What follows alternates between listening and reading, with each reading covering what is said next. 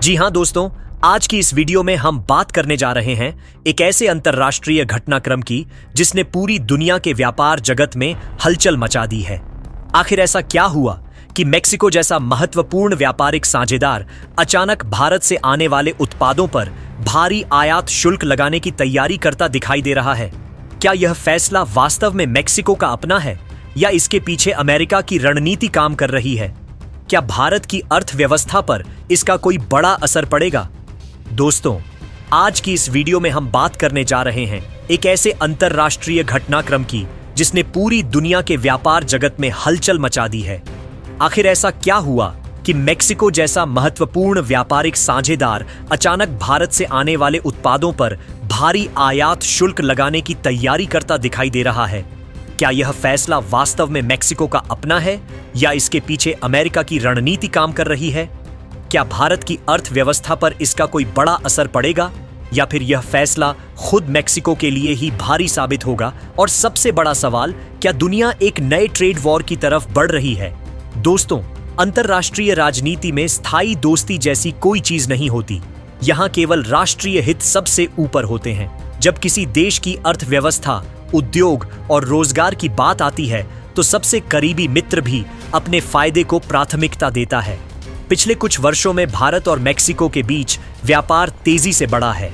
Automobile parts, pharmaceuticals, chemicals, engineering उत्पाद, textile और कई अन्य क्षेत्रों में भारतीय कंपनियों ने मेक्सिको के बाजार में मजबूत पहचान बनाई है। लेकिन अब खबरें सामने आ रही हैं कि जिन देशों के साथ मेक्सिको का फ्री ट्रेड एग्रीमेंट नहीं है, उनके कई उत्पादों पर 35% से लेकर 50% तक आयात शुल्क लगाया जा सकता है। भारत उन देशों में शामिल है जिनके साथ मेक्सिको का व्यापक मुक्त व्यापार समझौता नहीं है। ऐसे में भारतीय निर्यातकों के बीच चिंता बढ़ना स्वाभाविक है। अगर किसी भारतीय कंपनी का उत्पाद पहले 100 रुपए की लागत में मेक्सिको पहुंचता था और उस पर 50% अतिरिक्त शुल्क लग जाता है तो उसकी कीमत अचानक 150 रुपए या उससे भी अधिक हो जाएगी। अब ग्राहक उसी उत्पाद को किसी ऐसे देश से खरीदना पसंद करेगा जहां फ्री ट्रेड एग्रीमेंट होने के कारण टैक्स कम हो। यही कारण है कि इस फैसले को भारतीय उद्योग जगत गंभीरता से देख रहा है। लेकिन क्या यह केवल भारत को नुकसान पहुंचाने वाला कदम है? बिल्कुल नहीं। किसी भी आयात शुल्क का असर केवल निर्यातक देश पर नहीं पड़ता, बल्कि आयात करने वाले देश के उद्योगों और उपभोक्ताओं पर भी पड़ता है। यदि मेक्सिको की ऑटोमोबाइल कंपनियां भारत से सस्ते और गुणवत्तापूर्ण पार्ट्स खरीदती थीं, तो अब उनकी उत्पादन लागत बढ़ सकती है। लागत बढ़ेगी तो कारें महंगी होंगी, महंगी कारों की बिक्री कम होगी, उत्पादन घटेगा और अंततः रोजगार पर असर पड़ सकता है। यही वजह है कि कई विशेषज्ञ इस फैसले को दोधारी तलवार मान रहे हैं। अब सवाल उठता है कि आखिर मेक्सिको ऐसा क्यों कर रहा है? इसके पीछे सबसे बड़ा कारण उत्तर अमेरिकी व्यापार व्यवस्था और अमेरिका के साथ उसके गहरे आर्थिक संबंध माने जा रहे हैं। मेक्सिको का सबसे बड़ा व्यापारिक साझेदार अमेरिका है और उसके कुल निर्यात का बड़ा हिस्सा अमेरिकी बाजार में जाता है।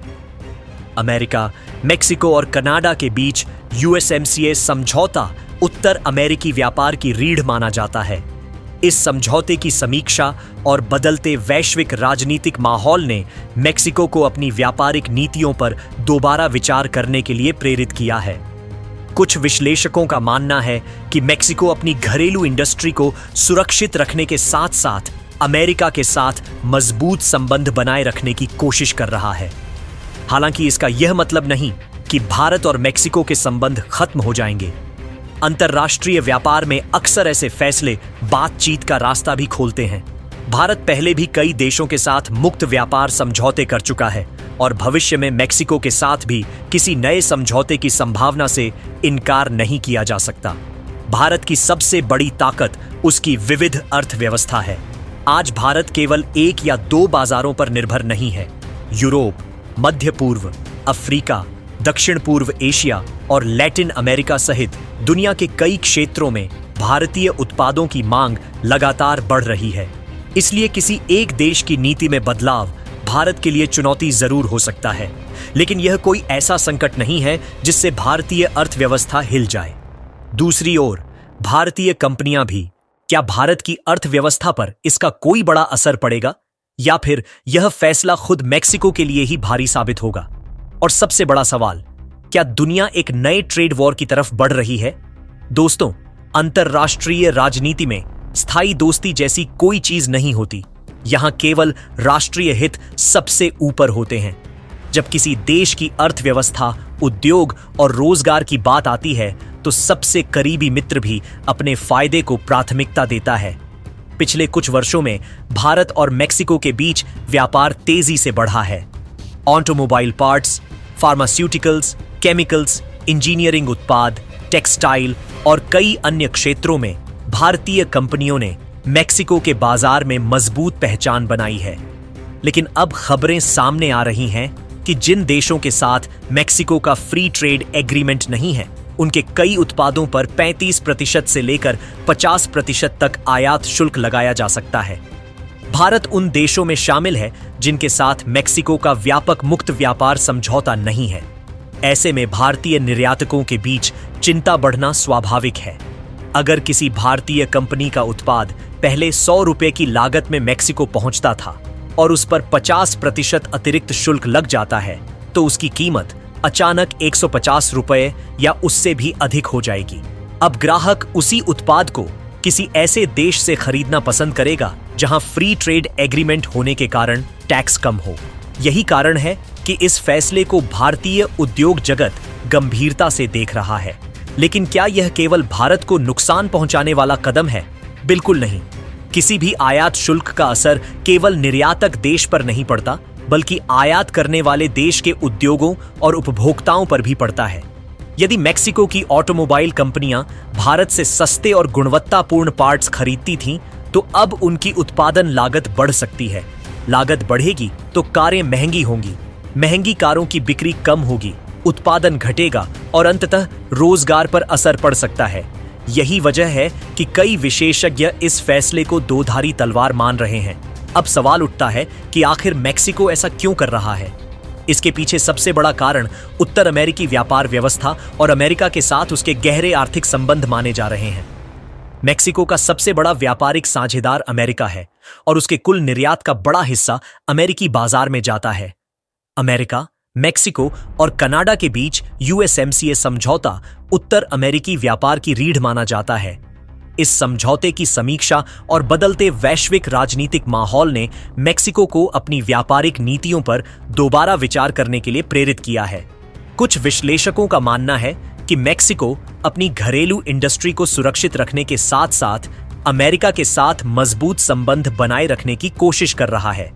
हालांकि इसका यह मतलब नहीं कि भारत और मेक्सिको के संबंध खत्म हो जाएंगे। अंतर्राष्ट्रीय व्यापार में अक्सर ऐसे फैसले बातचीत का रास्ता भी खोलते हैं। भारत पहले भी कई देशों के साथ मुक्त व्यापार समझौते कर चुका है और भविष्य में मेक्सिको के साथ भी किसी नए समझौते की संभावना से इनकार नहीं किया जा सकता। भारत की सबसे बड़ी ताकत उसकी विविध अर्थव्यवस्था है। आज भारत केवल 1 या 2 बाजारों पर निर्भर नहीं है। यूरोप, मध्य पूर्व, अफ्रीका, दक्षिण पूर्व एशिया और लैटिन अमेरिका सहित दुनिया के कई क्षेत्रों में भारतीय उत्पादों की मांग लगातार बढ़ रही है। इसीलिए किसी एक देश की नीति में बदलाव भारत के लिए चुनौती जरूर हो सकता है, लेकिन यह कोई ऐसा संकट नहीं है जिससे भारतीय अर्थव्यवस्था हिल जाए। दूसरी ओर भारतीय कंपनियां भी लगातार नए बाजार तलाश रही हैं ताकि किसी एक देश पर निर्भरता कम की जा सके। यही रणनीति आने वाले समय में भारत को और मजबूत बनाएगी। इसलिए इस पूरे घटनाक्रम को भावनाओं से नहीं बल्कि आर्थिक और रणनीतिक दृष्टिकोण से समझना जरूरी है। आने वाले समय में भारत की प्रतिक्रिया दोनों देशों के बीच संभावित वार्ता और वैश्विक व्यापार की दिशा तय करेगी कि यह मामला केवल अस्थायी तनाव बनकर रह जाता है या किसी बड़े व्यापारिक बदलाव की शुरुआत साबित होता है।